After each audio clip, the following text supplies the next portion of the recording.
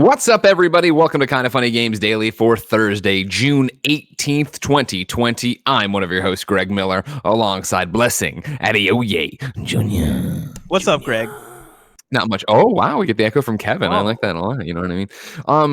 Blessing, I believe it was yesterday when we recorded the Kind of Funny Games cast, The Last of Us Part 2 spoiler cast that will go live tomorrow, Friday. Don't watch it until you beat the game, of course. And also, best friend note for everybody out there.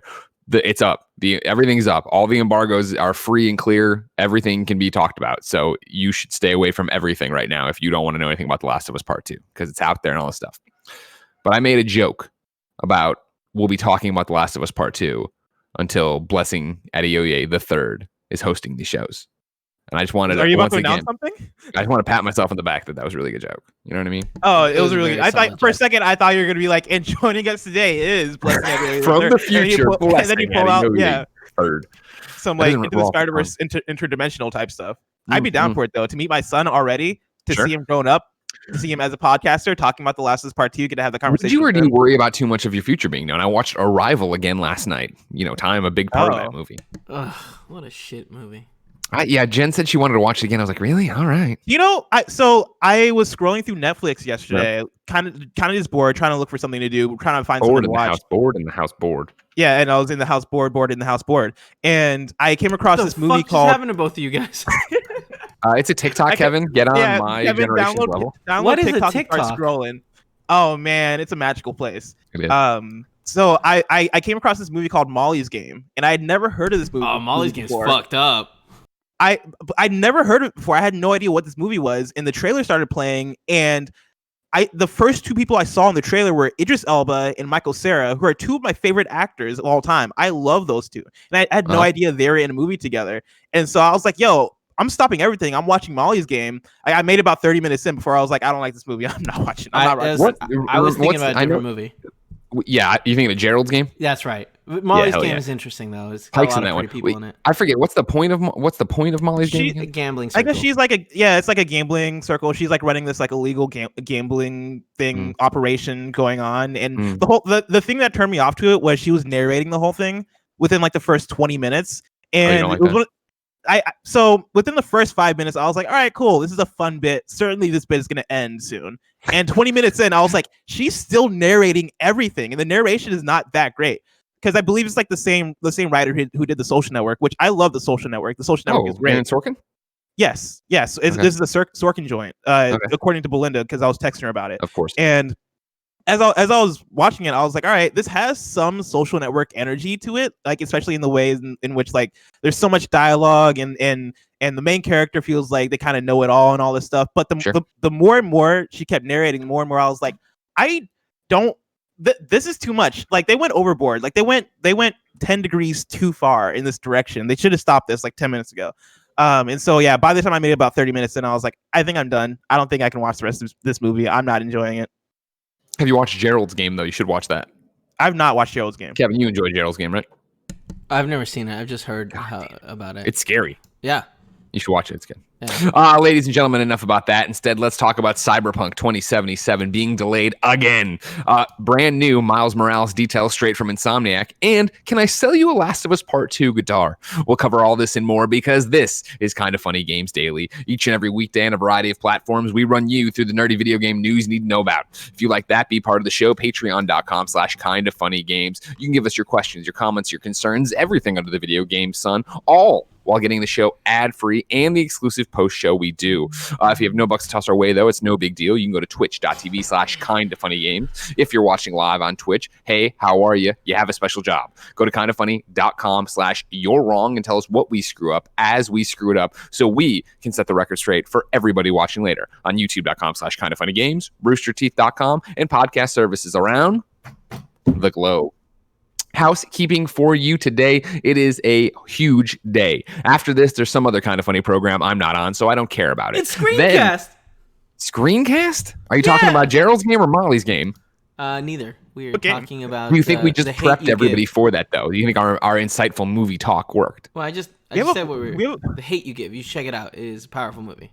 The hate you give? We have a show on this company called Screencast. We do. Yeah. I don't. It's hard to believe, Blessing. You but were on screen. Blessing. There's an entire another channel called YouTube.com/kindafunny that does it's nothing. More successful. It doesn't have it. First off, that's a fucking lie. All right. Does it have more subs? Yes, it does. Does it get more views? No, it doesn't. Nobody knows. So Nobody cares. No, about we that. do. We do. We look at the numbers, Kevin. I've never once. Huge day after screencast at 1:00. Joey and I are streaming Minecraft Dungeons for St. Jude. We are playing for the GCX event. You can watch live on twitch.tv/GCX event 1 to 3:45. We will be hosting, of course, on twitch.tv/kindafunnygames if you'd rather just stay in our chat, raising money for St. Jude. It's going to be a good time. That will run right into the Kinda Funny pre-show for EA Play. Remember, EA Play is at 4 p.m. Pacific time today. Remember, I'm hosting it. Remember, I didn't tell anybody reacting to it anything. So right now, Blessing has all these hopes and dreams for what's going to happen. I know what's going to happen. Didn't tell him anything. Have I told you anything, Blessing? Not at all, but I can't wait for that Anthem info. I'm staring at you to see if you flinch or anything. I'm looking out the window, see? Can't wait for the new. He looked away. Star Wars Jedi Fallen Order 2. Oh man, I can't wait for the new FIFA game. Oh, wait, let me. No, you fuck off. So I'll be at 4 p.m. live. I'll be hosting it. You can watch on twitch.tv/kindafunnygames as the boys react. Afterwards, I will show up for the post show. Just had the dynamite idea. Actually, I shouldn't tell it to you, I guess, but somebody on Twitter knows what I'm talking about. Wink. Thank you to our Patreon. I guess it's not. I had a dynamite idea if I'm just taking a Twitter suggestion, but you know what? Fuck it. I'll take the credit for it. Thank you to our Patreon producers, Mohammed, aka Momo, Connor Nolan, aka Connor Dow, and Blackjack. Today we're brought to you by the less successful YouTube channel, youtube.com/kindafunnygames. But I'll tell you about that later. For now, let's begin the show with what is and forever will be the Roper Report. Time for some news. 4 items on the Roper Report. Baker's dozen. Oh my God. What I love about it is I see the document. I see the document. I can see everything happening. And I saw the first story go away. And I was like, what just happened? Who added something to it? And what it is that Kevin went in and tried to resize the image because I was bitching about how small it is. Worked. But it's like the Marge Simpson shirt Homer wears. It's all like stretched out and weird. You can't read it? You did that. You can't read it? You want me to put it back? I can read it. No, I'm my old man I can totally read it. I appreciate it. As usual, Kevin, you are the glue. You are the unsung hero. I love you very much, and thank you for everything you do here. But it's all squished together. Yeah, it's fine. I'll be fine. Cyberpunk 2077 has been delayed once again, ladies and gentlemen. Let's take it straight to CD Projekt Red's head of studio and co-founder who penned this note together. We have decided to move the launch of Cyberpunk 2077 from September 17th to November 19th. Those of you who are familiar with the way we make games know that we won't ship something which is not ready. Quote, ready when it's done is not just a phrase we say because it sounds right. It's something we live by, even when we know we'll take the heat for it. At the same time, we are fully aware that making such decision costs us your trust, and trading trust for additional time is one of the hardest decisions a game developer can make. And despite we think it's the right decision for the game, we'd still like to apologize for making you wait longer. Our intention is to make Cyberpunk 2077 something that will stay with you for years to come. In the end, we hope you understand why we did what we did. At the time we are writing these words, Cyberpunk 2077 is finished, both content and gameplay-wise. The quests, the cutscenes, the skills and items, all the adventures Night City has to offer. It's all there. But with such an abundance of content and complex systems interweaving with each other, we need to properly go through everything, balance game mechanics, and fix a lot of bugs. A huge world means a huge number of things to iron out, and we will spend additional time doing exactly that. This week, journalists from all over the world are starting to independently play the game. We are eager, and quite stressed to hear their opinions, as well as see your reactions when they publish their previews right after we air Night City Wire on the 25th of June. We hope this will satisfy some of your hunger for the game as we work to polish it for the November launch. Thank you, Markin and Adam over at CD Projekt Red. Blessing. Is this game going to hit November 19th? I think so. I would like to imagine so, but at this point, who knows? I was actually very surprised to see this delay because they've expressed before that they were very confident in their September date, and I went back and read those comments because they expressed a lot of confidence in that September date, and that was in the context of COVID, and that was in the context of COVID's effects on Cyberpunk 2077. It seems here that the delay isn't a COVID delay. This is this is a big game, and it being a huge open world RPG means that it's going to be buggy, and that just means they need extra time to polish, which I think makes sense, and I think is a good thing that they're delaying. Like, I think this is all good news. The thing that kind of strikes me here is the November 19th date, because that strikes me as a possible, very likely next gen console DJ Bumgarner writes into patreon.com/kindoffunnygames, just like you can. It says, so Cyberpunk 2077 just got delayed to November 19th. With their close ties to Xbox, can we make an educated guess that the Xbox Series X is coming on that day too? If this is true, it would likely mean PS5 would be out November 12th, right? Is my logic sound, or am I jumping to conclusions? BJ, you're jumping to conclusions and speculating, but that's all we do on this show, so let's get into it. Bless, do you think this is the release date now for the Xbox Series X? I mean... Blessing, don't try to dance around it. You're dancing, I can see it. No, but could be. Like, that's not a bad day. Well, actually, when is Black Friday? Is Black Friday the week after that, or is that the week That'd be the week Black after, because it's the Friday after Thanksgiving. So basically what we're looking at here, the 19th is going to be... a Thursday. November 19th, 2020 is a Thursday. Black Friday and Thanksgiving would be 1 week later on the 26th, with the 27th being Black Friday. So that, I mean, if you were to ask me, hey, Bless, when do you think, what's a date that you think the Xbox Series X could release? Like, November 19th would probably be the first date I jumped, or not 19th, but November probably 20th would probably be the first date that I jumped to as far as a console release date. Like, that would make sense. I don't know if this specifically aligns with that, though. Like, we've heard before that the Cyberpunk 2077 next gen version, or Xbox Series X version, isn't going to be ready for Xbox Series X launch. So I'm not sure. I want to credit to the one and only Jeffy Grub. Of course, you know him. I know him. Games Beat. Remember, his new name is Jeffy Grub, even though he's in chat as Jeff Grubb. Don't listen to that anymore. He is the one who said right here, 29 minutes ago on Twitter, this could launch alongside Xbox Series X/PlayStation 5, but CDPR has not said that the Xbox Series X/PlayStation 5 optimized version is coming on November 19th. In its Smart Delivery blog post earlier this week, Microsoft implied that optimized next-gen versions are coming later. Yes. And so I don't know how much sense that makes then for them to want to align with the next gen console releases. Like, with backwards compatibility, like, yes, we'll be able to play Cyberpunk 2077 on the PS5 theoretically and on the Xbox Series X. Yeah. But if there's not an optimized version, then what sense does that make to then line it up with that console release? So that's kind of where that argument kind of gets thrown out the window for me. Yeah. I think it still lines up as a cromulent argument in the way that if you're going to the store and you're buying these, or you're ordering them, or whatever you're doing, you're getting a new console, you want something fucking rad to play on it. And so even if it is that, we're leading with Xbox Series X, of course, because they had the whole marketing campaign, it seems, together already and been making a big deal about it. I feel like if it's that, or it's a PlayStation 5, whatever it may be, it's the idea that putting it in just natively backwards compatible games are going to look better. I guess Xbox Series X is different terminology, and I'm not getting into it, but you understand what I mean, that it should be loading faster, it should be running better, it should be giving you an optimized experience. And so if you can have that optimized experience with a game that's going to take you however many hundreds of hours, why not? Yeah. And so I could see that being the case, like that being the reasoning behind it, but I do believe them in the sense that they're probably pushing more so due to polishing and bugs, and less so. Oh no, I believe it for sure. Yeah. Like I imagine that's like the forefront reasoning, and there's probably like some talks behind the scenes of like, all right, yeah, let's move to this date because this is gonna be the next gen console push, and that'll then give us that boost, quote unquote, in terms of the literal boost we get with the consoles, but then also the boost in eyes on the game with people picking up their next gen consoles. For a console launch cycle we're running into, that is going to be so much of, as always, hey, you're getting these games at launch. How good is Bugsnax going to be? We don't know. How long? We're about to talk about Spider. We're not going to talk to Miles Morales. We're about to talk about Spider-Man Miles Morales and how it's more of a lost legacy.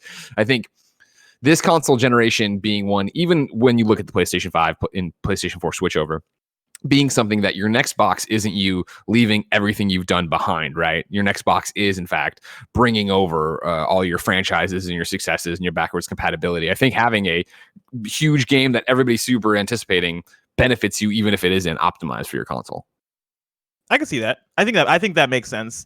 And I also think this then makes that that launch lineup look more exciting, even though like it's hard to really consider this like a launch game versus not a launch game because it is a previous gen title, but I feel like we'll still look at it as a launch game, especially if this lines up with the release of the PS5 and the Xbox Series X. And so I think in that sense it's also kind of exciting picking up a PS5 and getting to play Cyberpunk on it. Totally. Yeah, because that's the thing we all want when we get these new consoles, right? Is getting something that is fucking awesome that you get out and you get to go with, right? Murph Dad says here in the not chat, actually, you're wrong, so I probably shouldn't do it, but Cyberpunk has an Xbox One X special edition. Aligning the releases would potentially hurt the Series X sales, but then again, Microsoft may not care. It's the ecosystem, baby. I think it's interesting pointing out, isn't that already out though? I thought the Cyberpunk one was already out.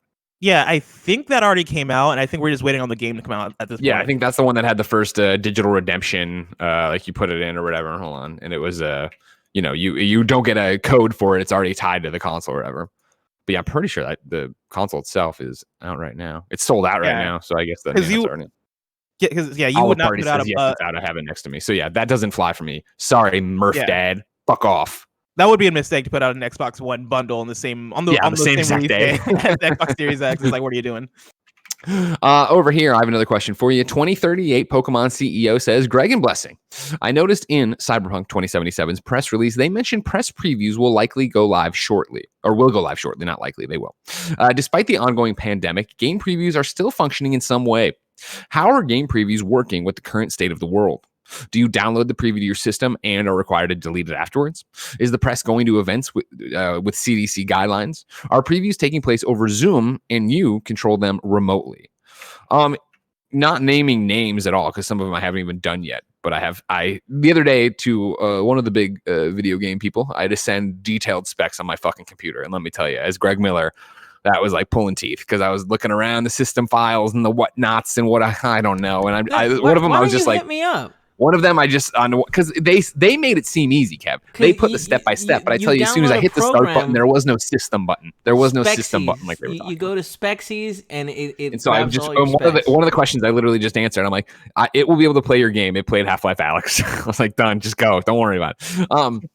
There's a couple third-party programs people are using so that you can dial into their thing and then play the game that way and use it that way. And then they're capturing footage locally and they send you footage that way. You don't have to worry about doing that stuff. There have been different Zooms and digital press conferences we dial into and somebody else plays the game for you, similar to like a hands-off E3 demo. There's a whole bunch of different ways they're happening. Smaller games, I think, the indies or whatever, they don't mind just sending you the preview EXE and having you delete it afterwards. So there's a bunch of different ways people are coping. It'll be very fascinating, I think, for what this means for PlayStation 5 and Xbox Series X. Of how do we do that? Where do we go play those? Or is there going to be for PS4, there was a big New York event. Like, are we doing that again? How do you think that? Do you have any predictions on how both Microsoft and PlayStation go about that? Because that's the thing that I think we talked about early in the year, and as we've kind of gotten to where things are now, like it's very difficult to imagine some sort of event that pulls people together to play consoles and have hands on actual like machines. Do you think they eventually cave and they're like, all right, we're gonna do a social distance this physical event, or do you think we're just not going to have our hands on the PS5 before the PS5 comes out? I think they will do socially distanced either events or visits. I think we will get to that point because I think even, I can talk more freely about this later and how we are doing things in a new world of producing content, but I don't think it's beyond the realm of possibility. I think you'll have a much more limited scope of, it would be one of those like, man, I'm hope we're on that list kind of thing, but I wouldn't be surprised if it was they coordinate with for PlayStation, Xbox, let's just say PlayStation, not because I'm being biased, just because it's what I know best and what I think they would do. Either by the time we get lined up to this, things are better to an extent, then I imagine it would be if people are able to go back to offices and work and feel comfortable. We're doing something at the San Mateo PlayStation office. We're doing something in LA. We're doing something in the New York office, right? And it's going to be either they get one giant room and like spread everybody out 6 feet apart and have the cleaners there and everything are ready to go, or it is they have one room they disinfect and bring people in like throughout an entire week, right? I think again, for anonymity's sake, somebody else who's booking us for something else to play demos, right? In the old days, it used to be we are doing a preview event on this day and that day. What day do you want to come? Morning or afternoon session, right? One of the ones I just got booked on is like, hey, we are doing previews for this game that isn't out yet, and we are doing it across this week and a half period. Like, what would work for you? Where would you want to book? And like, because now you can just do it digitally. It's easier that way. I think that PlayStation would do something like that in terms of like, hey, we're having like a week of PS5 previews for everybody in their local markets. And I don't mean everybody. I mean IGN's, GameSpot's, hopefully Kind of Funnies. Come down here and do that on your day. I think it could also be that, all right, we're going to come to your house. It'll be outside. It'll be a no contact delivery of a Pelican case with the PlayStation 5 in there. You know what I mean? Again, to the point of what I'm making of like how small the pool would be, this would be limited to the people they trust the most. Like, you know what I mean? They won't be able to go do this to Joe Blow YouTuber, right? And I think they would definitely have you sign your life away in a way that we usually don't with NDAs. Like, you just sign or whatever, forget about it. I think this one would be very clear. Like, you're not doing this. Like, I don't know if you've ever heard, or I don't know if names have been named, but there are video game publishers and developers out there who are like, if you're not playing the game for review, it's in a lockbox underneath this thing, kept in a secure room that has to be like, holy shit, you know what I mean? In the old days, Nintendo used to come and bolt down the DS thing for you to preview games and then unbolt it from the desk and leave with it. Like, I think we'd get back to that in a way of kind of having like the nuclear football where they would drop it off to you and let you have it for a day or whatever to make whatever coverage you want and then bounce out. But I do think it's going to be drastically different. I, of course, would love it if we could bounce all the way back, right? And have it be that cool. You know, it's a New York event. It's a whatever. It's an LA event. We're going to have everybody in a hotel again, ready to play all this stuff, but I doubt it. Yeah. And part of me think that like PS Now and xCloud could possibly be some sort of solution for that. But maybe for Xbox. Maybe. But the problem is like on top of Google Stadia, and this is me dunking on them, but Google Stadia leaking the Gods and Monsters demo for Ubisoft, right? By accident. That's like the nightmare. But for something as big as the PlayStation 5 / Xbox Series X, like, you don't want that to look, it's 1080 compressed. You know what I mean? Yeah. You don't want that to be that there's even a momentary lag, because then what all the previews are going to be? Yeah, I played Spider-Man Miles Morales, and it looked good, and I can imagine what it would look like if it was running natively. And I think at that point it's best not to even do it. At that point, I would say, if I'm in the boardroom and they're like, we're looking at PlayStation Now for this, I'd be like, fuck that. We're doing a state of play. Everybody can see it that way, and then we'll release the 4K footage afterwards, and they'll watch it that way, and everybody will talk about how great that looks. Like, we're in this interesting spot where video game publishers and developers can still talk to you, the audience, and you can still get most of the information. You're just missing that middleman that is us, that is the influencer, that is the press person that goes and plays the game and talks about how it feels and what they felt and what emotions were conjured out of it. You watching them play it is pretty close. You know what I mean? Like, Ghost of Tsushima, right? Ghost of Tsushima is going to fucking launch without ever having had a hands-on preview event. That's fucking crazy. Yeah. Like, I wouldn't be pretty insane. I wouldn't be surprised if it's similar to The Last of Us Part 2 review we just went through, right? Where there was the preview embargo, where it was like, cool. What was it, like a week and a half ago, 2 weeks ago, where it was like, you can, if you're reviewing it, you can talk about this one chapter of the game, this one section of the game, and go from there. Ghost will probably be like that. I imagine that we'll sign away our life, we'll get the thing, and there'll be a, hey, the review embargo lifts this date, but the preview embargo lifts this date. Talk about this one mission, where we can go in there and be like, yeah, it does feel like Assassin's Creed, but X, Y, and Z, or it doesn't feel like you know what I mean? That kind of thing. Yeah. But like, then to wrap your head around a console launch, to like, can you imagine if the PlayStation 5, and it will not, but can you imagine if the PlayStation 5 launched without anyone touching the DualSense? Like, nobody knew what the fuck any of that felt like till we got it out of the box at home. Holy shit. Yeah. That'd be off. That'd be definitely be like a weird thing in a way where I kind of think they could get away with it as Sony, just because like there's not going to be really a huge change aside from reviews of the console itself are going to get pushed, and impressions on the hands-on and stuff is going to get pushed. And everybody's gonna have to experience that thing together. Yeah. But I don't think it's necessarily on Sony's side the end of the world to then be like, all right, yeah, we'll just it'll get lifted when it gets lifted. Everybody will be able to experience this thing together. Yeah, and that's, you're 100% correct. And I don't right now. It's that same thing as always, where it's going to come down to launch lineup. It's going to come down to how good the games look and review and stuff. And so, does anybody care? Like, you're going to buy PlayStation 5. Guess what? You're watching Kind of Funny Games Daily. And I shouldn't say that. Guess what? You're watching Kind of Funny Games Daily. I assume in your lifetime, you are going to buy the PlayStation 5 or the Xbox Series X. And I would assume right now, if you're doing that at launch or if you're not doing that at launch, or in the first year, let's say, because maybe you are really waiting to see like what Xbox's first party lineup will look like, and you're deciding which one you want. I think you get into this weird thing of, even if, remember like the PS3 launch and they were like, fuck DualShock, that's stupid. It's just 6 axis. And we all picked up the controller like, this feels like a baby's toy.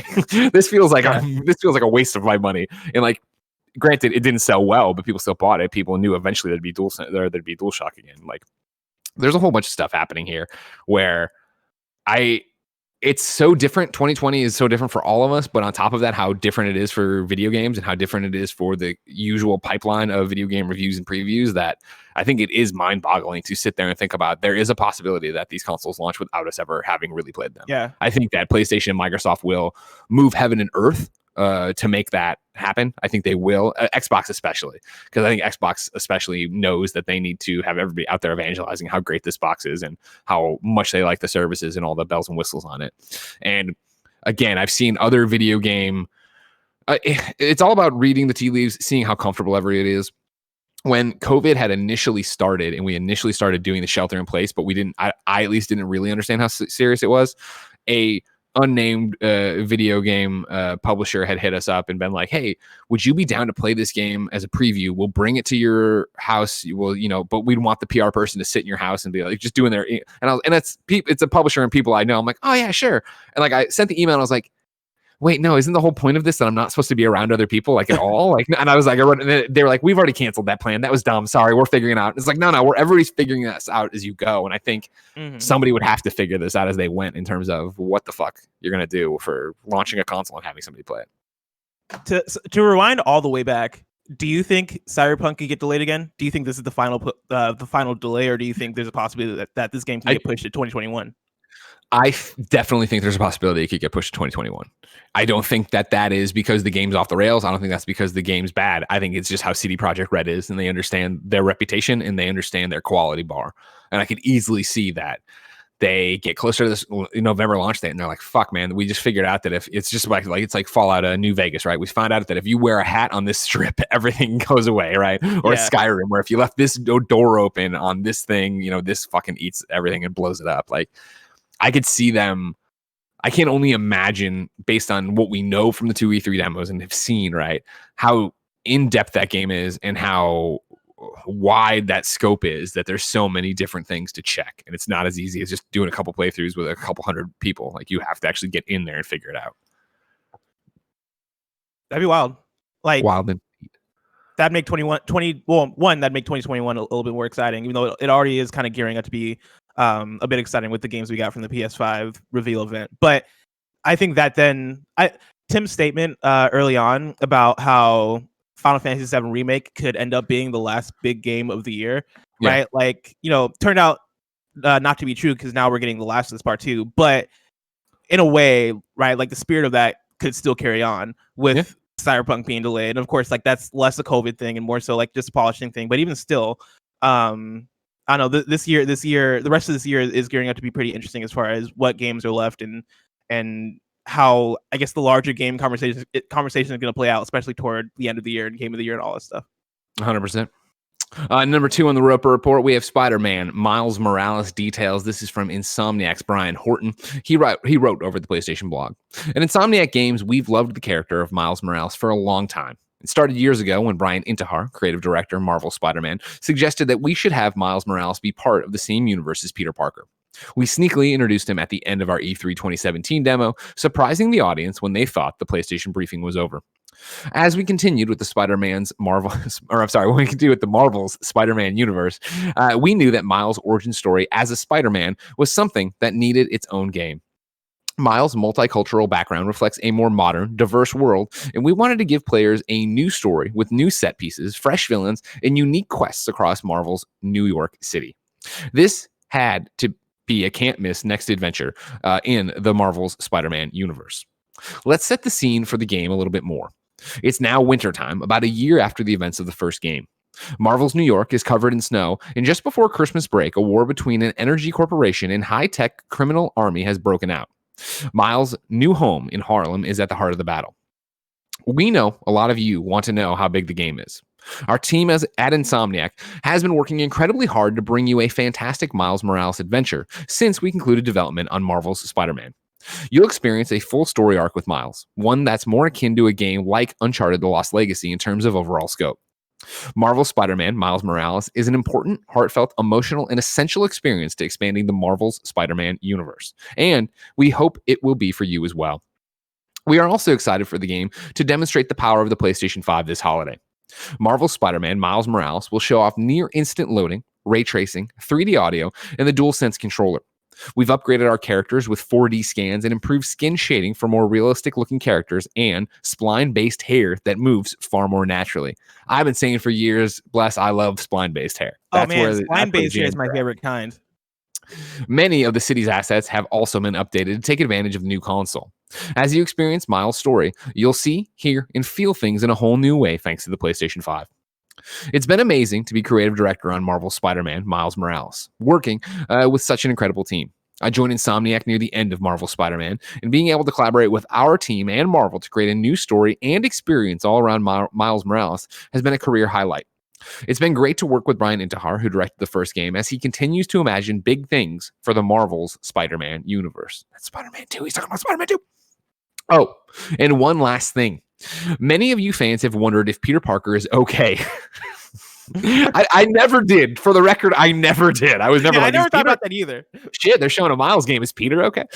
Don't worry. We still have much of Peter's story left to tell. But this time is all about Miles, a critical part of our Spider-Man universe, and you don't want to miss what happens. Thank you so much for the incredible reaction to our game last week and for all the kind words on social media. We're looking forward to getting to spend more time with you in the coming months to reveal more of the game we've all been working on. Blessing, let's get fucking hype, son. Yeah, this is all great news. This is all great information. Me and you were wondering earlier about how they're going to sell this game, right? With it being a bit of a scaled back experience compared to something like Spider-Man 2018, right? I think we all got the impression when it was first revealed that it was going to be an Uncharted Lost Legacy type of experience. At least all of us here are kind of funny. I know for the wider industry and for the wider audience, I think people kind of took a lot of mixed things because there wasn't really like the clear line they defined as far as what Miles Morales is compared to Spider-Man 2018. But I think for us, we originally took it as an Uncharted Lost Legacy type of game.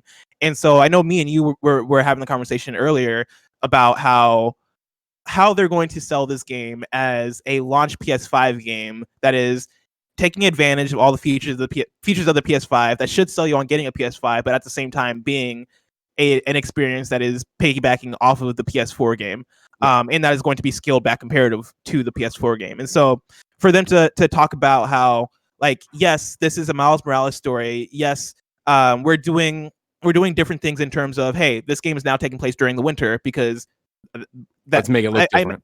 Let's make it look different. Let's give it a different feel. It's taking place a year after the first game, and it's focused on Miles' story now that he's living in his new home in Harlem, right? Like that is giving great story context and great context for why this game is going to feel and convey differently.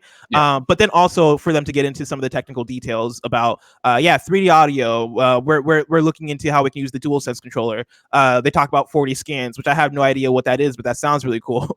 The spline-based hair that moves far more naturally, right? Like those are the things that I think are hopefully going to make this game feel like a PS5 game. Granted, I don't know. I have a feeling that when we actually play Miles Morales, it's not really going to feel that different from Spider-Man, even with the things they're talking about. Like all the things that they say here, like these are all cool. These are all cool features. These are all cool updates. These are all cool upgrades from a PS4 game. But I can't imagine I'm going to play this game and be like, oh yeah, this is what the PS5 can do. I imagine I'm going to play this game and be like, oh yeah, cool. Miles Morales, Spider-Man, sweet. Oh, also these reflections look really cool. And I imagine that it's going to stop around there. But I'm also fine with that. This all sounds good to me.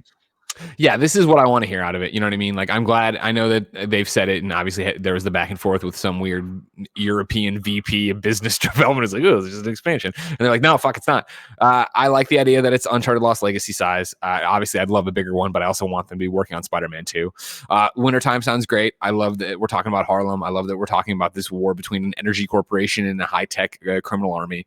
And then, again, for me, what I want right now in my, pea-sized brain, and I think a PlayStation 5, like near instant loading, awesome. Ray tracing, I know that looks really good because of the stairs the Hellblade people showed. 3D audio, sure. DualSense, whatever. Upgraded characters, yeah. I mean, like, for your launch games of PlayStation 5 and Xbox Series X for that matter, but here, PlayStation 5, it comes down to the little things. You know what I mean? The things you're going to marvel at and go, man, this is next gen is look at the hair effect. Look at this thing. Look at the way lights are reflecting off of people's faces. I know that was one of the big things people have been showing with screenshots of Miles Morales. The fact that like the way the purples are reflecting off of his face and things like it is going to be that thing of making it look good, making it run good. And not that the bar is high because Spider-Man did all those things well as well. Spider-Man looked great. Yeah. Spider-Man ran well. Like, the loads, yeah, sure, the fast travel loads on the subway, whatever, but like they were fun too. It's going to be interesting to see what you can do with this to put it on that other level. But they're saying all the right things, and I do love this paragraph where they're like, but this game is all about Miles, a critical part of our, you know what I mean? Like, I'm glad in a short version of this game, I don't need Peter to be more than a phone call. I'm sure at some point we'll talk to him on the radio. He'll be doing that's something my thing. else. Is I imagine the way I see it, or the way I'm predicting it, is Peter is going to be your man in the chair, like the guy in your ear who's talking you through things, right? I imagine that because like I'm trying to remember how Spider-Man 1 ended to know where Peter's at, but like Peter's not like on vacation anywhere, right? You imagine that Peter is helping Miles through this process. You imagine that Peter's in, helping Miles be a good Spider-Man, and with that, like, I like it for Peter to kind of be the man in the ear that is guiding you, and that is like. I don't think that's what it's going to be. This process, really? If I was going to predict this one, right, because I already have my whole Spider-Man 2 prediction down, what I would predict is that this is way more a Spider-Man Homecoming, Iron Man Spider-Man relationship, where Pete's like. He calls Miles in the middle of the night or whatever. He's like, hey, you've been training to be Spider-Man. I've been doing you all these different things. I have to go. The Avengers need me. I'm going off world or whatever on some secret mission. Silver Surfer's here. I don't know, whatever they want to fucking pull in, right? Or just send him to another coast or another city. Maybe you could be lame and he's on assignment, but he's going somewhere, I think, to investigate. Nick Fury's got him in Europe or going after Doctor Doom or something really cool like that, right? But he basically wakes him up and tells him that, right? At the start of the game, he's like, you need to be Spider-Man. And he's like, just be a friendly neighborhood Spider-Man, right? Just take care of Harlem or whatever. Just stay local, but make sure everything's okay. And then he bounces. And I think we get a couple calls that are like check-ins, and you probably get the classic Miles is in over his head, but doesn't want to say it. And he's swinging through the city and he's talking to him in his earpiece, right? Of like, no, everything's good. What was that? Nothing. I gotta go. Like, that would be my take on it. But again, that is something already that sounds tropey, and that's already happened. So will it happen? Who knows? Who knows? I do love the Uncharted Lost Legacy comparison. Also, I want to point out, because I know people have different takes as far as what the game is going to be scale wise, and how like we prefer. I mean, I would love a $60 full Miles Morales game. Sure. That said, for me, Uncharted Lost Legacy is still my favorite Uncharted, even as a $40 game. Like to me, they could have charged $60 for Uncharted Lost Legacy, even though optically that then looks weird because fans would then compare Lost Legacy to Uncharted 4 and be like, well, Uncharted 4 was so much more content. But either way, Uncharted Lost Legacy is a full game, feels like a full game, feels like a different experience. And for me, if Miles Morales is able to do kind of live up to that same potential that I think Uncharted Lost Legacy lived up to, then yeah, I could see a point where I'm like, oh yeah, I think I like Miles Morales more than Spider-Man 2018, right? And I don't think it being whether it is in terms of game length or whether it is in terms of the game scale or whatever, in whatever way that it feels smaller than Spider-Man 2018, I don't necessarily take that to mean it's going to be worse in any way, right? Like, it's going to be a different story. It's going to be piggybacking off of the mechanics and probably piggybacking off of a lot of the technologies that were in Spider-Man 2018. But like, I want to point out a tweet from Jason Schreier that he tweeted out this morning that I agree with. Right? He says, game developers often say that it only really feels like you know how to make a game once you've already made that game. That knowledge plus tech, tools, etc. can lead to really good stuff. DLC doesn't sell well, so those small scale standalone games are the perfect solution, right? And I agree with that in terms of they've made Spider-Man 2018, and through making Spider-Man 2018, Insomniac is now in a place where they know how to navigate with those mechanics. They know how to navigate around those tools. They know how to they have the world established. They have those mechanics established. And so in the ways that we got the DLC, which I know reception of the DLC isn't as good as the reception of the base game, I feel like having this time and having this new character or not new, but having this new main character in Miles, and having this probably like refreshed inspiration with this new story, I have very high hopes that Spider-Man Miles Morales is going to feel like a very new experience and a very like an excellent experience regardless of its scope or size. 100%. Yeah, I can't wait. And I think that you're nailing all the parts that, make me excited for it, let alone the fact that it's on PlayStation 5 and hopefully that'll run and it'll look great. A couple things from You're Wrong that aren't You're Wrongs, but I'll allow them in. Kobobs points out, at the end of the third DLC, MJ mentions going to Simcaria, Silver Sable's home country, to cover a civil conflict. It's possible that Peter is there with her and left NYC so he can grow on his own. It's true. I wouldn't be surprised if, he went there to shoot for the Bugle or something. Or no, I guess not for the Bugle anymore, right? But shoot photos or whatever. And then Dan Rolls 2020 says, it looks like we'll be swinging with Peter at NYC at some point in the Miles game, according to concept art from Insomniac that was featured from their video this morning. And it's an image here with Miles and Peter in the background swinging. To be clear, I'm not saying we never see Peter. I think the start of the game could easily be training. Here you are. Here's your suit. We're running around doing our stuff or whatever. And then somewhere in there, you transition to, I have to go be, MJ needs me in Simcaria or whatever. Could you imagine like a companion kind of experience like we get with Naughty Dog games, but for Spider-Man, where it is like, say in the beginning of this game, you're playing as Miles, and then you have like Peter kind of guiding you and teaching you, and then totally in the next Spider-Man game, Spider-Man 2, you're playing as Peter, and you have Miles as kind of your companion character that is there fighting alongside with you. Like that could be a really cool idea. Hell yeah, that'd be awesome. Number 3 on the Roper Report, it looks like Jonathan Dornbush at IGN.com got a Crash Bandicoot puzzle and a section is missing. Kevin, can we take a look at this? That's a simple one for you. Dornbush, Jonathan Forbidden West Dornbush tweeted today, receiving a mysterious puzzle from Crash Bandicoot and some pieces are missing. It's some weird Crash thing. I don't know if that's I don't know Crash well enough to know if that's I've never seen that thing before. Okay, cool. So that's some kind of new thing. I think that is a new. I assume you're wrong if you don't know. It came with a card here. It says a little something to help you pass the time, and time's all capitalized. Your favorite Bandicoot. I would say it's indicating the time until they announce a new Crash Bandicoot, a much rumored Crash Bandicoot. I took it as the new Crash Bandicoot is going to have like some sort of like time mechanic, time theme. What if he's part of Rift Apart?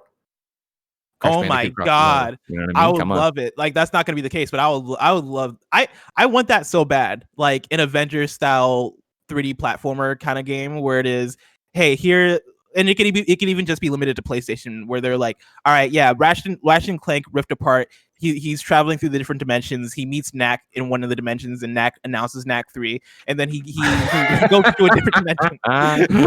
He goes to a different dimension, meets Spyro, then meets Crash, and all that stuff. Like, I think that could be a really cool idea for a game, but that's not going to happen. But I'd love it. But yeah, this seems cool. I'm excited to see what Crash thing we get. I hope Tim Geddes is excited. Absolutely rude thing to do. Send them a puzzle with missing pieces. The chat says over here that Jeremy Dooley from Achievement Hunter tweeted out one, and that it's a completed version. But as usual, Jeremy appears to be one of them clowns who doesn't have himself tagged properly on Twitter. So as I search his fucking name, even though I follow him, can't fucking come up with Jeremy Dooley. Yeah, I'm seeing it right now. Some shit like that. I don't know if that's it to assets, please. I can't find him, Kevin. I'm telling you, I can't find Jeremy Dooley. You're not listening to Blessing, who just said I can't find him. I'm seeing it right now. Kevin, I just sent it directly to you on Slack. Oh, Jesus Christ. I told you 2 options to do it, and you sent it somewhere Jeremy else. N. Dooley. Because I always forget if Assets is an actual channel or if it's an actual account. I always get it mixed up with the Control. And so I just find it easier to send it to you, Kevin. All right, there it is. The missing pieces were nothing. There's more crap. This is IGN trying to make fake news. Is that what you're telling me? Wow. Is that what we're doing? Are we confirming right now that IGN's making messed up fake news? Remember that time we almost sent a bunch of... You hate to see it. A great journalistic institution like IGN start making up fake news. Also, I want to know what happened to the rest of the puzzle pieces. Oh, wait, Tim Geddes just tweeted that out too 33 minutes ago. He has the whole piece too. He misspelled piece in his tweet, but he's got it. Why you gotta... Oh, Tim Geddes got the puzzle? Spelling's hard. Also, Jeremy Dooley's Twitter handle is just Jeremy Dooley. No, he's got N. Dooley in there. That screws it up, man. I mean... Wait, what happened to Jonathan Dornbush's puzzle? We're not asking the important question here. Did Jonathan Dornbush lie to the people? It's fake news. I don't want to say that Podcast Beyond is in shambles and that he lies to people. Or did he not complete the puzzle? Because in my mind, I was certainly the missing puzzle pieces have to do with like a missing piece of the game. Like maybe that's like the name of the game or something cool. But what I'm seeing here is that Jonathan Dornbush just didn't complete the puzzle. No, but we're calling him out. We're gonna get some answers here from Dornbush. Pieces. Okay, so his tweet points out that he is missing pieces. Yeah, that is what this tweet But says. maybe he lied to us. We're gonna get to the bottom of it. Because everybody else has a full puzzle. You throw God damn it. Why is his phone off? You know what I mean? What's he doing? Too many He's phone cracking calls the from atom people over there at asking IGN right now. Come on, answer your goddamn phone. You're some trying to meeting. find the missing puzzle pieces. He's Eric's trying to talk about Minecraft. I've been there. The other thing we have a link for is number 4 on the Roper Report. There's a bunch of Last of Us 2 merch that's been revealed. Again, ladies and gentlemen, remember the embargoes are all up for Last of Us Part 2. People are streaming it. People are playing it. Be careful out there. The trophy lists are out. My platinum is synced. I'm very excited. However, over on the PlayStation blog and the PlayStation Gear store, they tossed up the fact that they have new Last of Us merch that you can go get. Kevin, for some reason, link I'm clicking on didn't work. Also, can you hear this fucking leaf blower outside? No. Really? No, I can't. No, we can't. Oh, you can't. No, he can't. Yeah, I can hear it. You're saying you're better at Kevin's job than Kevin. Okay, well, right You there. not hear that, Kevin? Oh, yeah, but like that was the first time you actually heard it, and it's very quiet. Don't close the door. You're gonna get warm. I'm gonna get so hot. I know. We're nearing like. We're in the last like 10 to 20 minutes of the show. We're fine. People are fine. Price 412 says he can't hear it either. I just want to take care of everybody out there. I got these Beats headphones. I'm not like Jonathan Dornbush at IGN Miller. who makes up fake news trying to look like he's important. You know what I mean? I make up the fake news that I'm hot and I'll get hot for you. The page is in fact not working. If you go to the PlayStation blog, you can find it and click off of it there. Maybe because I'm looking at it right now. You know what I mean? Gear.playstation.com. They got 2 guitars. You can get a Last of Us Part 2 replica Taylor guitar for $2,299. Oh my God. Now, is there a way we can use the kind of funny budget to get me this Last of Us Part 2 2-in-1 backpack? Because I could really use a good backpack. I know I have a backpack literally right there. I was gonna say, what about you got that backpack there, and then you got the Butterfinger backpack. The Butterfinger backpack's great. The Butterfinger backpack is great. I just like backpacks. Game better with Butterfinger? I just really like backpacks. You're never gonna use this backpack. Let me tell you. Well, again, you started at a weird part in the industry. If you can hang on and let the industry kind of get back to normal, by the start of your 3rd anniversary, you're gonna have too many backpacks. You're gonna be throwing them away. Oh, I can't wait. I fucking love backpacks. You're gonna have so many, and they're good quality backpacks. Ooh, a skateboard. All right, so yeah, basically there's a bunch of Last of Us crap you can buy if you want to spend your money on it. Congratulations, everybody. Blessing, I'm excited to see how many backpacks you get in your video game career, but that's still so far away. If I wanted something more immediate, say what came to the mom and grop shops, where would I go? You would go to the official list of upcoming software across each and every platform as listed by the Kind of Funny Games Daily Show host each and every weekday. Yeah. Out today, Ruiner is on Switch. West of Dead is on Xbox One and PC. Namco Museum Archives Volume 1 and Volume 2 are on PlayStation 4, Xbox One, Switch, and PC. Waking is on Xbox One and PC. Klaus is on Switch. One Way Heroic Plus is on Switch. Airy Little Bird Adventures is on Switch. Poland Ball Can into Space is on Switch. My Butler, I thought it was my butter. My Butler is on Switch. Oniwa Explorer Plus is on Switch. Push the Crate 2 is on Switch. Endless Fables Dark Moor is on Switch. Working Zombies is on Switch. Best Friend Forever is on Switch. Destro Bots is on Switch. Space Mouse 2 is on PC. Saint Kotar, the Yellow Mask, is out. I don't have a platform. Bourbon Empire is on PC. Heavy Rain is on PC. Detroit is on PC. Beyond Two Souls is on PC. There you go, Quantic Dream. Outer Wilds is on PC on Steam. QA Neon Platformer is on PC. Westmark Manor is on PC. Landers Black Moon is on PC and Mac. Something Ate My Alien is on PC and Mac. Duck Life Adventure is on PC and Mac. Tainted Grail is on PC. And then Grand Theft Auto is high octane this week with an abundance of double and triple rewards across races, plus a quartet of free vehicles and much more. I want to get West of Dead. That game looks really cool. It does look. I played it in the Xbox. They put out the early access of it, and I played it there. And I was like, "Oh shit, this is cool." Did you like it? Yeah, I did. I was gonna wait for the full one, which is today. So hell yeah! And it's got Ron Perlman in there, and Ron Perlman's gonna fight Ted Cruz. So why not? I wish it was coming to PS4. I believe it is. Is it later? I thought they announced that to Switch later on. I think it's West of Dead is coming to PS4 and Switch later on. Gotcha. I'm double check for you, but I was pretty sure that is what I heard. In that case, I might wait for the PS4 version to play. That's my boy. Yeah, it's got a release date announcement on PlayStation from 17 hours ago. Let me see if I can scroll to and see when it comes to PlayStation for you. August 5th comes to PlayStation. August 5th. Is it on Game Pass right now? I feel like a lot of people are saying it's on Game Pass right now. I believe it is on Game Pass right now, yeah. Game Pass right now. Fuck, I know Andrew at all. You got Game Pass? No, I don't. I ran out. I had my Game Pass Ultimate up till like 2 months ago. Huh. And it ran out. and I didn't renew it because I changed my bank account information because I lost my debit card forever ago. Talk to us about that. You know what I mean? New dates for you. I messaged you guys. New dates for you. Go for it. Summer Game Fest is announcing an all new I'm sorry, that's not right. Summer Game Fest, an all digital multi-month global gaming festival, will host its first ever developer showcase on Monday, June 22nd. Virtual doors open at 10:30 a.m. Eastern / 7:30 a.m. Pacific, with the first live performance of the Outer Wilds soundtrack by composer Andrew Prowlo and cellist David Tangnay. Followed by exclusive game content kicking off at 11 a.m. Eastern, 8 a.m. Pacific. Fans can tune in on all the major streaming platforms and IGN, GameSpot, and SummerGameFest.com. The Summer Games Fest Developer Showcase will spotlight a select group of upcoming indie and AAA video games, curated by Day of the Devs team and Jeff Keighley, the Game Awards. The June Showcase will feature games including The Artful Escape, Black Book, Drake Hollow, The Eternal Cylinder, Foregone, Haunted Garage, Knuckle Sandwich, Panzer Paladin, Sea of Stars, Skate Story, Spinach, or Spinch? Maybe that's a typo, maybe not. Starbase. Yeah, that feels gross to say. it's probably a typo. It's probably Spinach. The Night is Gray and Yinglet, plus world exclusive debuts from Longhand Electric and That Game Company, with a surprise major AAA reveal hosted live on air by Jeff Keighley. I have not touched base with one Tim Geddes to see if we'd be reacting to that, but why not, right? The game is in fact called Spinch. Spinch, yeah, that does sound like a slur of some kind. I don't like saying it because I was like, that feels like I'm calling out a whole race of people that I wouldn't know which. I feel like that would be like Spinch is the racial slur I'd say to the Jolly Green Giant. You know what I mean? Yeah. No, definitely. There is an Urban Dictionary thing that pops up. What does the Urban Dictionary say? Well, I'm reading it first, so I make sure I don't say anything I regret. That's a smart move. All right, I'm not going to say because I don't know. Look it up if you want yourself. Look it up on yourself.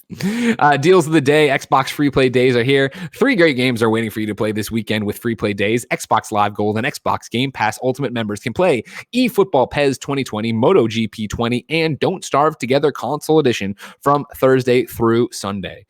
Chris Reed over at IGN.com explains, here's some good news for anyone with a gaming PC. You can get The Witcher 3 Wild Hunt for free on GOG as long as you already own it on PS4 or Xbox One or other PC storefronts. And if you don't have a copy, you can get the console version right now on sale for cheap. The promotion runs through June 23rd, so claim your free copy soon. Then, Rebecca Valentine over at GamesIndustry.biz reports, Google has dropped the price of its Stadia Premier Edition from $129.99 to $99.99, though some of the bundle's features have changed since the original release. Most notably, Google is no longer offering 3 months of Stadia Pro for free to those who purchase the Premier Edition, meaning the bundle only contains a Chromecast Ultra and a Stadia controller. Instead of the free 3 months of Stadia Pro, all new users, regardless of whether or not they purchase the Premier Edition, are able to access Stadia Pro for free for 1 month, after which they can either pay $9.99 per month to continue access to 4K streaming and monthly free games, or revert to the free version of Stadia at 1080p and no free games. Stadia blessing. Stadia. Reader mail for you. Where do I want to go? Of course, we're brought to you today by youtube.com/kindoffunnygames. Maybe you're one of the gajillion podcast only listeners. It would mean a lot to me if you went over to youtube.com/kindoffunnygames and subscribed to the channel. Let's get the numbers up there and get in front of Kind of Funny again, because this is embarrassing that Nick's over there just making fart noises all the time and he's falling asleep to his guitar and everything's happening. Pissing me off, you know what I mean? Is that what they do on KFAF? I haven't watched KFAF in years. I'm pretty sure that's what it is. I'm pretty sure that's all it is. Yeah, you know what I mean? Sleeping on the couch with a guitar. Exactly. All right, let's get into a question here. I got an E3 one. Oh, yeah, I like this one. TheSheepWhisper writes in to patreon.com/kindoffunnygames, just like you can. It says, good morning, Bless and Greg.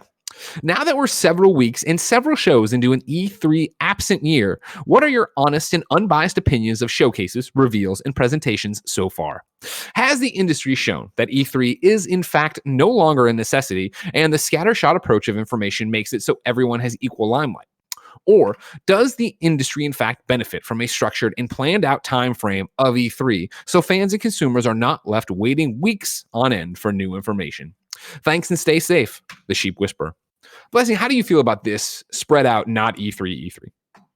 I mean, I think I honestly think it's had kind of a little bit of a rough start, but I think as years progress, we're gonna see this format refined and get better.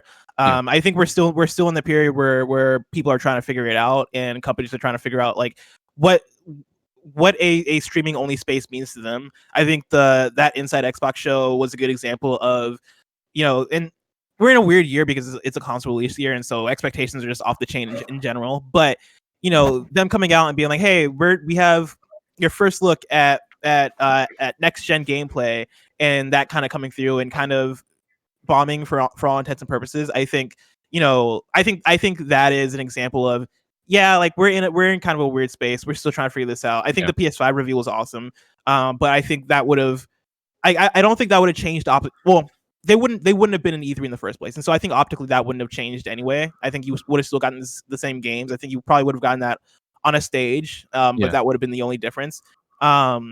I think I like that you're jumping to the big stuff because I think that's where our minds go. But for me, it's more the chip damage stuff where I think having we've definitely lost something. I as I leading into it, I was saying, man, I hope everybody still keeps it to that week and does a week of announcements, right? The fact that we're already talking about August events and Jeffy Grub keeps putting up his summer game mess and it keeps getting longer and it keeps going more far out. Like that works when I'm waiting to see if Rocksteady is going to announce, the next game at this event, or if I'm excited to see what Xbox is going to do first party. But like when we get to our fourth indie showcase, you know what I mean? And we just worked on the Guerrilla Collective. So this isn't me talking shit about indie showcases, but even the Guerrilla Collective, right, was 3 days. And it's like, that's a long time. And you saw the, ramp down of interest and viewers and concurrence where it's like, you can come out and have that big thing, but then how do you keep it maintained? And I think if you're going later in the months here, you're going to see that as well. Like even Keeley's thing. I haven't talked to Tim. Are we reacting to that? Like the AAA announcement's cool. How long is it going to be? It's 7:30. You have to start balancing that too. Of like, what's 8 in. It's like our normal schedule, and like, are we trying to space ourselves out? There's also that's Monday, right? So then next week we're for sure reacting to. I'm in November 2020. Next week we're for sure reacting to Marvel's War Table. I want to react to that, right? We're doing the Cyberpunk thing next week. I want to react to that. There's already other stuff on here. I don't know. I don't know if you've done it. I'm subscribed to the Google Calendar for Summer Game Fest. So on the 22nd, it has the thing here that is the showcase that we just talked about. Then I don't know anything about this. I'm just going off of the official list that's dropped in here, right? Tuesday, the 23rd, I have New Game Plus Expo. So there's something else happening on Tuesday as well. It's like, well, at what point is it just so hard to manage all this? And it's always been that way. I watched the PC Gamer showcase and the Future Gamer showcase. And at some point with that much stuff happening and that many games in there, it just becomes noise, right? Like you leave those things, you're like, I know I saw some stuff I liked and I remember this game specifically, but outside of that, what was I excited for? Where does it all go? And then even information where it's like West of Dead, that's a Game Pass game. Oh yeah, it's coming to PlayStation. I believe so. It's like there's so much going on right now that it's not that condensed week of E3 where we're all having these conversations and finding new things and going off of it. But I don't know if that's good or bad because it's going to be good for us in terms of giving it room to breathe and having more excitement and having a summer full of like episodes of Game Dailies and live reacts that do really well. But in terms of being able to focus our industry and get all the information you really need in one spot, and maybe that's antiquated. Maybe it's like I'm always talking about where when I started at fucking IGN, I could play everything. I could play every game for a month, but there's no way to do that. When Jeff first pitched Summer Games Fest, when he was doing that first reveal, one of the things that he mentioned in one of his interviews was that a lot of different devs and a lot of different companies were looking for something that was like an E3, that was, a bigger brand that they could attach themselves to organize all the different announcements going on. And I think in that way, E3 worked so well, because, E3 works as a brand that, one, it only goes on for a week or a week and a half, right? Like you don't necessarily have to stretch it out over a long period of time. But then also, PC game show can attach themselves to E3 and have people tune in for it with the idea that, okay, yeah, this is an E3 adjacent thing. Right now, during the Summer Game Fest, there's so much noise, and at this point, there's so much fatigue with like, oh yeah, we've gotten the big shows. between Inside Xbox and that PlayStation 5 reveal. And we also got 3 days of Guerrilla Collective and the Future Game Show and the PC Game Showcase. And we there was know an that Upload VR showcase too. Yeah, there was an Upload VR thing. There's also Ubisoft Forward, which is coming up. There's also EA Play. And at a certain point, DC Fandom. Yeah, now there's DC Fandom. And at a certain point, it's like, all right, like cool, but I think collectively we don't have the energy to pay attention and tune in for all these things. Whereas if you limit it to a week and a half scope, with E3 being the thing to drive it all, then it's a lot easier to pay attention to and to have that news cycle come and go in a way that weeks after everybody's kind of gotten out what they've needed to get out of it. And also, I think the thing too is, since and you know, obviously I've said before that I love Jeff. I think Jeff's great. I think he's amazing for the industry. If everybody would have just turned to him and he would have been like, I'm doing Summer Game Fest, and everyone been like, cool, let's just get in line with you, and we have this idea and we're going to work together and we'll do this and yada yada yada. And he could have been mastermind of the whole thing. I think it'd be a different thing too. But like, even looking through his list of stuff for the Monday showcase, like, right, I don't want to speak out of turn, but I know for a fact Skate Story I saw over this weekend, and I think the Guerrilla Collective, and maybe even in the PC one too as well. But maybe not. It's the Switch. I remember the Switch controls for it. So it's like we're seeing games get double dipped into different things now. So it's at that point too where you're just like, when that game comes up, you're like, I've seen this before. And like, granted, I understand you're an indie game. You're trying to get shown as many places as possible. But then at what point does this all feel like Groundhog Day? And we're just seeing the same games over and over again. That was gonna be another thing too, is that I think there is that lack of commitment to Summer Game Fest, right? Between Summer Game Fest and IGN Summer of Gaming, and I always loop in GameSpot Play for All, but I feel like that has proven itself to be an entirely different thing. But between all these different, I guess, overarching brands that are presenting these showcases, it feels like the message has gotten very muddied in a way that, if everybody just committed to Jeff Keighley being Jeff Keighley's Summer Game Fest being the overall driving thing, and we all commit to having an organized sequence of events and an organized showing for our games that feels clean and feels like get in and get out. I think it could have worked better, and that's why I think that over the years it will work better. I think exactly. I think everybody will learn. Blessing.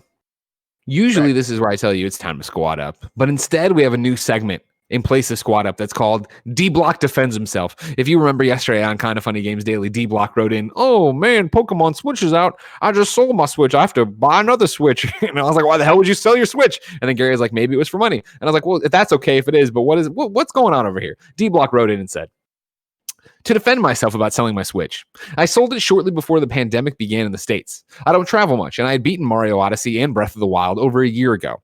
Tried a bunch of other games, but nothing stuck with me, and it had just been collecting dust. I traded the Switch and my OG Xbox One in towards an Xbox One X so that I could take advantage of the 4K TV we bought on Black Friday. Pokemon Snap was probably one of my top 3 favorite games on N64. I was 7 when it came out. So now I might have to go out and get a new Switch. DBLOCK, you played yourself. You fucked up. You fucked up, son. What are you doing? Come on. You knew something was coming. All these Mario games. God. Yeah, that's the thing is, if I understand selling consoles for new consoles, but don't sell a don't sell the Nintendo Switch to get an Xbox Series X, because those are two very unique libraries. That's like a vast reach between the Nintendo Switch and your Xbox One. Sell your Xbox One to get the Xbox One X. That makes sense, right? Because that's an upgrade. Cool. Yeah, sure. You sold your Switch. You made a mistake.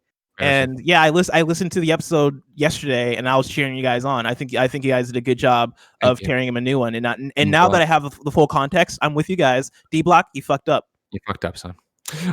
We asked people watching live on twitch.tv/kindoffunnygames to go to kindoffunny.com/you're wrong and tell us what we screw up as we screw it up, so we can set the record straight for everybody watching later on youtube.com/kindoffunnygames, roosterteeth.com, around the globe.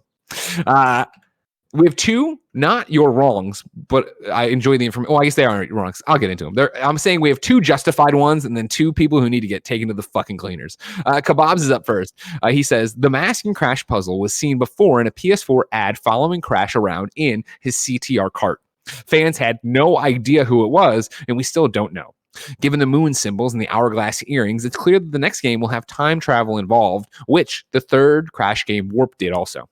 Good feedback there. Thank you. Really cool. Trevor Starkey, of course, from That Nerdy Site, writes in and says, Best Friends Forever, the dog dating sim game, was still out today, but is actually delayed again a couple of days due to the COVID complications. They did release a Steam demo, but there is no new date listed. Good feedback there. People who need to break their dick offs. Boars in 00 writes in and says, Greg, the 6 Access without the DualShock was created due to legal troubles of the technology behind the DualShock Rumble feature. Once the legal troubles went away, they were able to release the DualShock 3. Did I fucking say that wasn't the fact? When I say something and I insult the 6 Access, do I have to go tell you the fucking history, Borzen? You think I don't fucking know that? You think I don't know why this fucking happened? Break your dick off. Yosemite writes in and says this. Phil Spencer seemed confident. People will be able to play the Series X before launch. No idea how they plan on doing it, but I imagine Sony has similar plans to the PlayStation 5. From Eddie at GameSpot, Phil Spencer said he is optimistic about being able to put the Xbox Series X in front of consumers at some point in the future before launch to help them understand the appeal of the new system. But it's unlikely to happen soon due to government restrictions around social distancing. That is an article from GameSpot from Eddie. Hold on, I'm throwing it back up over here to actually get the date on it before I insult Yosemite some more. This is from June 7th, 2020. Here's the problem. Yosemite is you're wrong your fucking self. You play yourself once again. Phil Spencer seems confident. This is you, Yosemite. People will be able to play. Eddie writes, Spencer said he is optimistic. Yosemite, I am optimistic I'll lose 50 pounds in the next 5 years. I am not confident I will. That is the difference between optimistic and confident, sir, or ma'am, or person. Don't fuck with me. All right? It's very fucking clear what's being said there. And also, I don't know if you know this. I think when we left it kind of funny, I was very optimistic we would be back in the studio by June or July. Fuck, that ain't happening. All right. So don't come in here with another fucking quote trying to throw that in my face saying that's proof of this. There's a lot of you out there who need to find Jesus or God or just anything, just a right and wrong, because you're on the wrong side of history about everything right now. And I'm frankly fed up about it. And I can't take it much longer. All right. Good Lord. Tomorrow, Blessing is hosting. I'm co-piloting. We're having a good time. If you've enjoyed this show, remember everybody, patreon.com/kindoffunnygames. You can go over there and watch the post show. Who will I insult there? Who knows? Probably Gary Whitta. If you have no bucks to sauce our way, though, and not submit a question, get the show ad-free, get the exclusive post show we do on patreon.com/kindoffunnygames, along with a bunch of other stuff, including the exclusive Blessing show. We understand. You can go to youtube.com/kindoffunnygames. Please subscribe. Podcast services around the globe. Please subscribe and rate them and leave a review and do all that jazz. But until next time, no. Oh, remember, there's a bunch of stuff happening. Screencast right after this. Then the GCX event stream for charity. Then EA Play, both live reactions and me hosting. Then a post show for that. Until next time, no. It's been our pleasure to serve you.